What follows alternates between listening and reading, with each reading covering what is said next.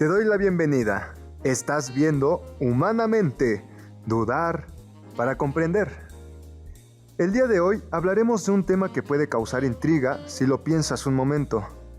¿Te has preguntado alguna vez sobre la posibilidad de que una inteligencia artificial llegue a realizar funciones que, a lo largo de la historia de la humanidad, han sido llevadas a cabo por los individuos de nuestra especie? Teóricamente, las inteligencias artificiales están diseñadas para hacer más eficientes los procesos que pueden entorpecer por causa del error humano, o que pueden verse afectados de algún modo cuando los intereses particulares de los individuos se cruzan en el camino de dichos procesos.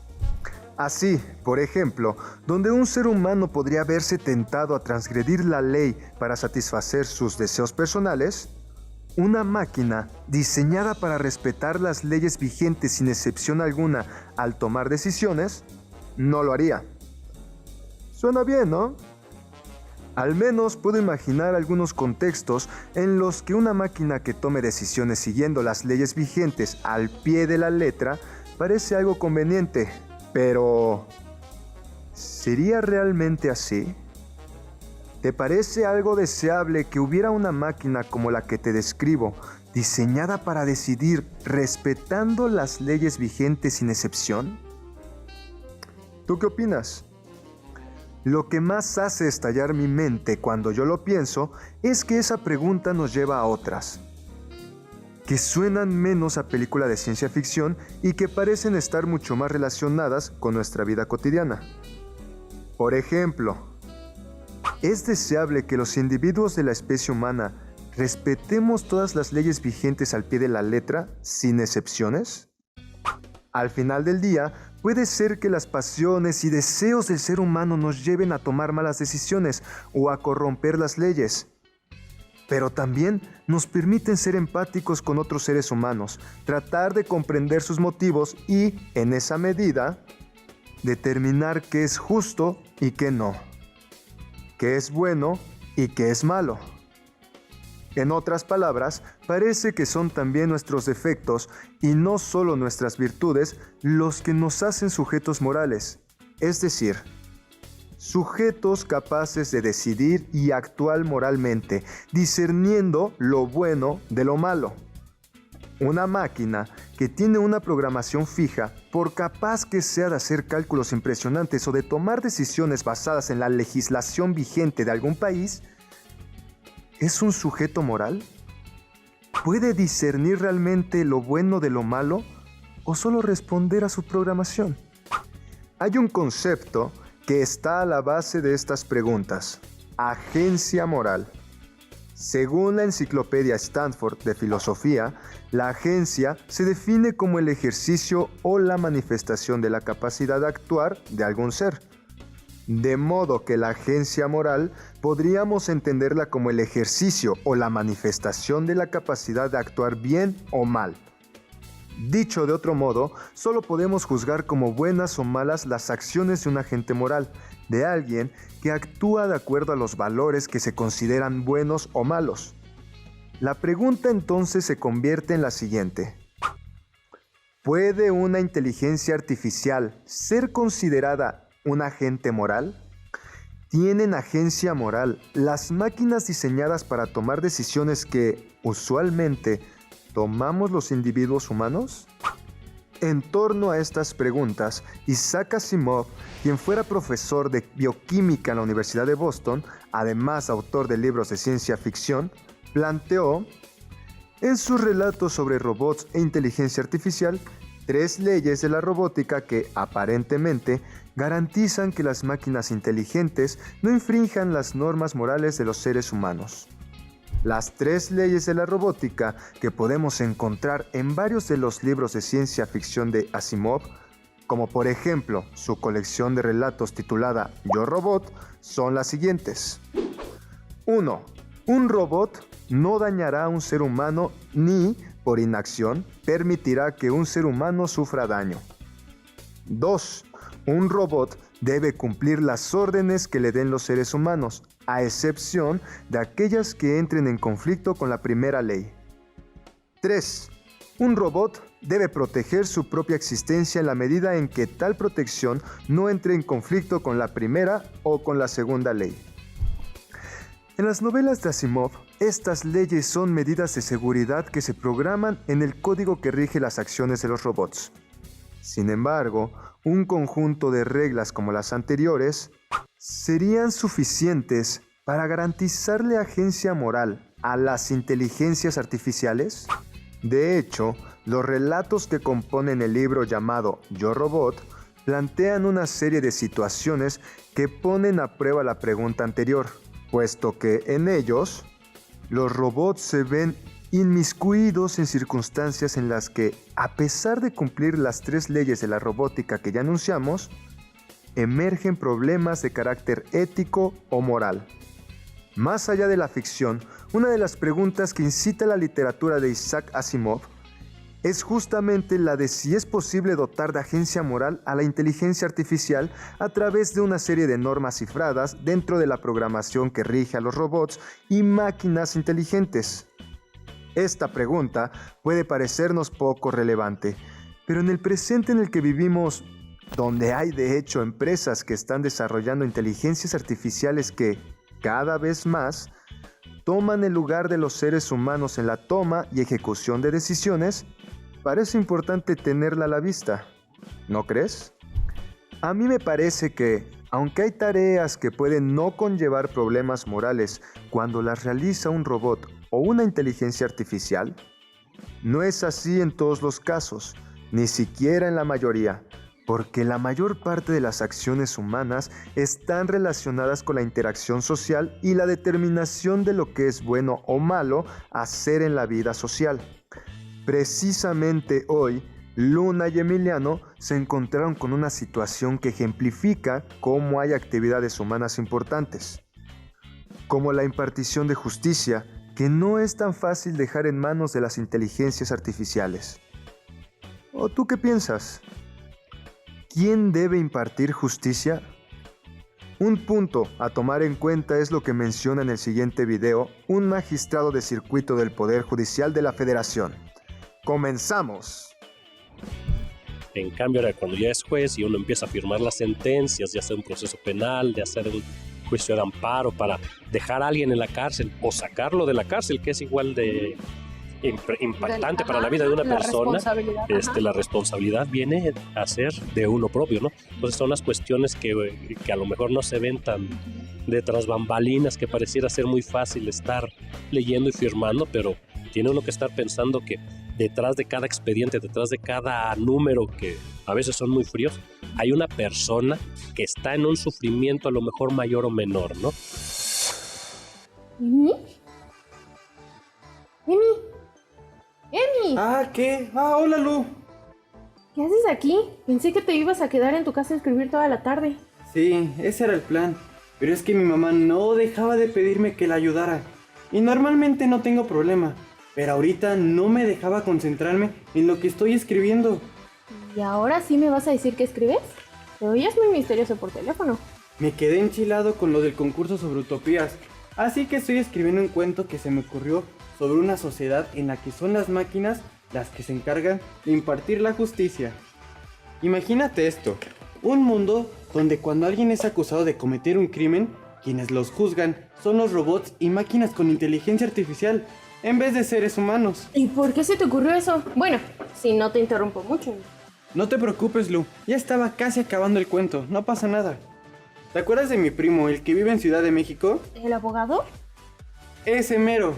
Pues estaba platicando el otro día con él, porque vino de visita ahora que fue puente, y me contó de un caso en el que los jueces declararon culpable al acusado sobre la base de evidencias poco claras y testimonios que no parecían del todo fiables. ¿Y por qué hicieron eso? ¿Por qué nadie los detuvo? Pues, según me explica mi primo, los jueces existen justamente para determinar la culpabilidad o inocencia de los acusados a partir de su propio criterio. O sea, sí toman en cuenta las pruebas y los testimonios, pero al final son ellos los que toman la decisión según su propia consideración. Pero eso no está nada padre, porque puede ser que la sentencia sea injusta, que la persona no sea culpable realmente o que... Ay, ya no sé. Me da cosa pensar en las posibles consecuencias de que alguien nada más por ser juez ya pueda decidir si soy culpable o no de algo. ¿Qué tal si sus prejuicios afectan su decisión? Lo mismo le dije yo a mi primo, pero me explicó que por un lado llegar a ser juez no es tan fácil. En teoría, pues se necesita mucha preparación y una carrera que dé constancia de que eres una persona digna del cargo. Alguien que no se deja manipular y que no va a juzgar según sus prejuicios o intereses personales. ¿Eso se puede? ¿Alguien de verdad puede juzgar a otros sin dejarse influenciar por sus prejuicios? ¿Y qué tal si el juez o la jueza está bajo amenaza? Por otro lado, mi primo me explicó también que no hay alternativa.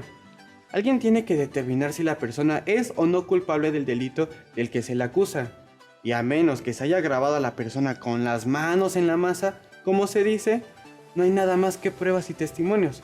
Así que el juez debe determinar según su criterio si son suficientes para declarar a la persona acusada culpable o no. O sea que la culpabilidad o la inocencia de alguien van a depender siempre del criterio de otra persona. Sí, al menos según el modo que tenemos actualmente de impartir justicia. Bueno, me dijo mi primo que hay países como Estados Unidos, donde puede ser no una sola persona la que determine la culpabilidad o inocencia, sino un grupo de ellas. Sí, el jurado, ¿no? Exacto.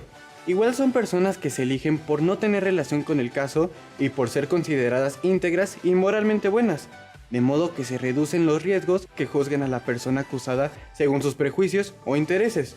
Bueno, en teoría. El caso es que la culpabilidad o la inocencia de una persona que fue acusada de un crimen depende enteramente de lo que crea otra persona o un grupo de ellas. Nunca me había puesto a pensar en eso y me hace sentir incómoda. A mí me pasa lo mismo. Por eso se me ocurrió este cuento que estoy escribiendo.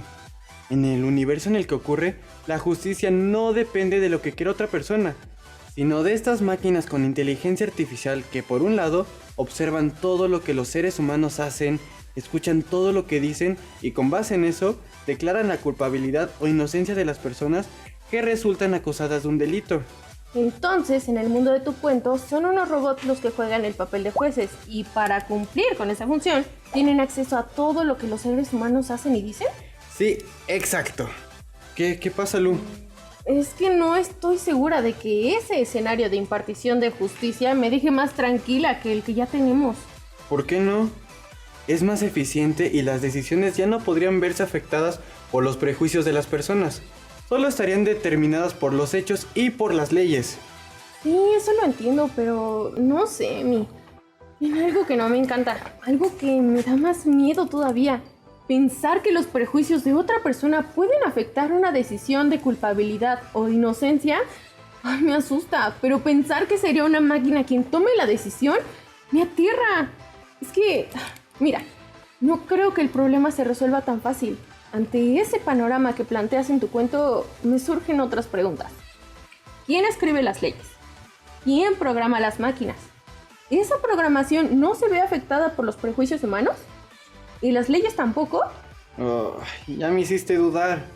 Yo que estaba tan emocionado con mi cuento. Perdóneme, no era mi intención. De hecho, creo que está bien que lo estés escribiendo porque despierta estas dudas y eso es importante, ¿no?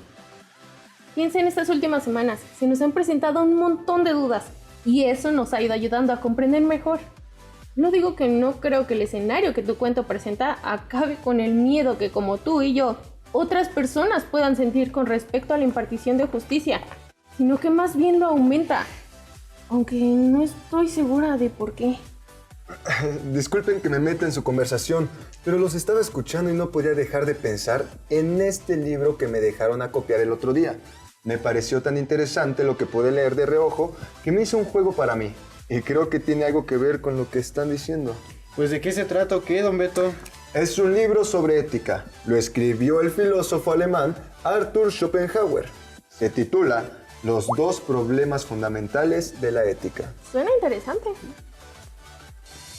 En este libro, Schopenhauer plantea varias ideas relacionadas con la fundamentación de la ética, es decir, con qué es lo que hace que busquemos un actuar ético y que determina que algo sea o no sujeto de ser juzgado moralmente como bueno o malo. Entre las ideas presentadas en el libro, destaca la importancia de la voluntad a la hora de determinar qué acciones son buenas y cuáles no. La voluntad, que es un concepto central en la filosofía de Schopenhauer, es clave para comprender la ética porque solo en la medida en que un acto responde a la voluntad de quien lo ejecuta puede ser juzgado como bueno o como malo. La voluntad por sí misma no es suficiente para determinar el valor moral de una acción, pero sí es indispensable para que dicha acción pueda llevar consigo algún valor moral. Una acción ejecutada sin voluntad, de manera automatizada o programada, no puede juzgarse por sí misma como buena ni como mala, según lo que plantea Schopenhauer en su libro. Este libro me recordó algo que leí una vez en una enciclopedia de filosofía sobre el concepto de agencia. Se supone que un agente es aquel que ejecuta una acción y la agencia es el despliegue de esa capacidad de ejecutar acciones. Supongo que, siguiendo lo que dice Schopenhauer, si no hay voluntad detrás de la ejecución de las acciones, el agente no es un agente moral. No puede ser juzgado como bueno o como malo por sí mismo. Y bueno, no sé si tenga que ver con lo que estaban discutiendo, pero si quieren les dejo las copias para que les den una revisada. Sí, muchas gracias. De algo puede servir. Bueno, tengo que seguir trabajando. Con permiso, jóvenes. Propio. ¿Crees que tenga algo que ver con lo que decías? Me suena que sí. Creo que al menos de ahí es de donde surge el miedo que me da pensar en un mundo como el que planteas en el cuento que estás escribiendo. Una máquina no tomaría las decisiones correctas por ser lo justo o lo que está bien o lo bueno, sino porque está programada para hacerlo. No sería su voluntad lo que la moviera a decidir, sino su programación. No es un agente moral. Pero sigo sin entender cuál es el problema. Al final, hacer las cosas mal o de manera corrupta también es resultado de ser un sujeto moral. ¿Qué importa que las decisiones no sean tomadas de manera voluntaria, mientras que sean las correctas, mientras que sea lo justo? Pero es que... ¿quién determina qué es justo y qué no? ¿La misma máquina? No, las leyes. Bueno, a ver, supongamos que las leyes están redactadas de la manera más objetiva y que no responden a los prejuicios e intereses de unos cuantos individuos. Aún así, Emi, ¿nunca tienen excepciones? ¿Cómo? ¿Excepciones? Sí, excepciones. Imagínate que fueras tan pobre que no pudieras conseguir ni siquiera lo mínimo para vivir bien. Ni ropa, ni casa, ni comida. Imagínate que no consigues trabajo porque tu imagen hace que te rechacen de todos lados y que nadie confíe en ti porque vives en la calle. Y entonces, un día, con el estómago vacío y doliéndote de hambre y tus fuerzas ya muy debilitadas por la falta de alimento, ves a una persona salir de una panadería con un montón de pan, tanto que tiene que dejar una de las canastas que lleva en el piso para acomodar todo en su vehículo. En ese momento, la persona no te está viendo, así que, como ya no puedes más, te acercas sin que te vea y tomas 2 panes de la canasta que dejó en el suelo. Pero cuando estás por ir a comértelos a donde no te vean, la persona se da la vuelta y te agarra con las manos en la masa, y además te tienen grabado en la cámara de seguridad de la panadería. La persona, muy enojada, llama a la policía y te llevan por robo. ¿No te gustaría que quien juzgara tu caso y determinara si eres o no culpable y el castigo que se te impondrá fuera capaz de comprender lo que es el hambre, la desnutrición y la desesperación de vivir en la absoluta pobreza y que nadie te dé trabajo y ser flexible con respecto a tu sentencia? Supongo que sí. Pero quizá la solución sería programar en el código de los jueces robot las... ¿En serio? ¿Qué? Amy, ¿de veras crees que es humanamente posible programar una computadora para que reconozca y entienda todos los casos excepcionales que podrían hacer que un crimen sea menos grave? Pues... ¿Todos? No, bueno, no. Tienes razón. No creo que sea posible programar una computadora para considerar todos los posibles casos de excepción. Sobre todo porque muchas veces parece que lo que nos permite entender las excepciones es la capacidad de ponernos en los zapatos del otro. Y una máquina no parece poder ponerse en los zapatos de un ser humano, por más inteligentes que sea o por mejor programada que esté. Claro, porque no sienten, no pasan hambre, no tienen deseos, emociones, intereses ni voluntad. no son agentes morales. Como decía el encargado hace un momento. ¿Qué pasa? Nada. Solo pensé que es curioso cómo justo lo que parecía hacer que las máquinas fueran mejores para impartir justicia es lo que las hace poco conveniente para lo mismo. Porque justo al no padecer todo lo que padecemos los seres humanos, pues no tienen los obstáculos que tenemos nosotros para ser objetivos y no dejarnos llevar por nuestros prejuicios, ¿cierto? Pero tampoco tienen lo que se necesita para comprender las circunstancias de cada situación y no juzgar de manera inflexible. No tienen... ¿Humanidad? Sí, supongo que es eso. Y por eso te da más miedo, Lu. Al final, me parece que hay que encontrar mejores maneras de combatir la corrupción y la falta de objetividad de parte de quienes imparten justicia, sin trasladar esa función a algo que no sea humano y que no pueda ni siquiera comprender lo que es serlo. Sí, capacitación, exámenes psicológicos, consecuencias si juzgan injustamente, no sé. Pero que quienes impartan justicia sean siempre agentes morales, personas que puedan tomar decisiones voluntariamente, que puedan tomar en cuenta las circunstancias de cada caso y no solamente seguir la ley y ya. Gracias, Lu. ¿Por qué? Pues me ayudaste a mejorar mi cuento. Yo lo estaba escribiendo para proponer un mejor modelo de impartición de justicia. Pero ahora pienso que tengo que cambiar un poco el final, para que más bien refleje la importancia de que seamos los humanos quienes nos juzguemos entre nosotros, de la manera más objetiva y preparada posible, de la manera más apegada a la ley que sea pertinente, pero también de la manera más humana. Muchas gracias, Lu. Me da gusto, Emi. Léelo, en lo que yo cambio mis cosas. Ay, sí, ¿dónde te... Yo hoy me di cuenta de que por mucho que me asusta pensar en que si alguna vez soy juzgada, el resultado de ese juicio dependa más de la voluntad de alguien más que de los hechos. Me asusta mucho más pensar que lo que me juzgue sea una máquina, que aunque tenga todos los datos correctos, no pueda considerar mis circunstancias particulares a la hora de determinar si soy inocente o culpable, o a la hora de decidir qué castigo me corresponde. Para mí se volvió clara que la ley no puede ser todo lo que se tome en consideración a la hora de juzgar a una persona, aun cuando de hecho haya cometido un crimen, porque hay muchas circunstancias alrededor de cada acto que pueden significar excepciones a las leyes, y que, como dice Luna, deberían tomarse en consideración a la hora de juzgar. Creo que ambos estamos de acuerdo en que consideramos importante que quien imparta justicia sea siempre un agente moral. Es decir, alguien que tome decisiones por voluntad propia y que esté sujeto también a que esas decisiones sean juzgadas moralmente como buenas o malas. Hoy, Luna y Emiliano utilizaron la técnica llamada ejercicio de la crítica. En particular, con las aplicaciones llamadas juicio, producción de discursos y controversia. Primero, ante la historia del caso en que un acusado fue declarado culpable de manera injusta, o al menos poco objetiva, Luna y Emiliano ejercieron su capacidad de juicio en la medida en que trataron de discernir si eso es algo deseable dentro de un sistema de justicia o no. También podemos ver un uso de esta aplicación cuando Luna juzga el planteamiento utópico que presenta Emiliano en el cuento que está escribiendo. Un ejemplo de producción de discursos lo tenemos en el cuento que Emiliano está escribiendo, donde intenta articular sus ideas sobre cómo debería estar diseñado un sistema ideal de justicia. Otro más está en el caso imaginario que Luna le presenta a Emiliano para hacerle notar la importancia de que quien imparta justicia sea capaz de tomar en consideración las circunstancias caso por caso para determinar si alguno merece ser considerado una excepción a la ley.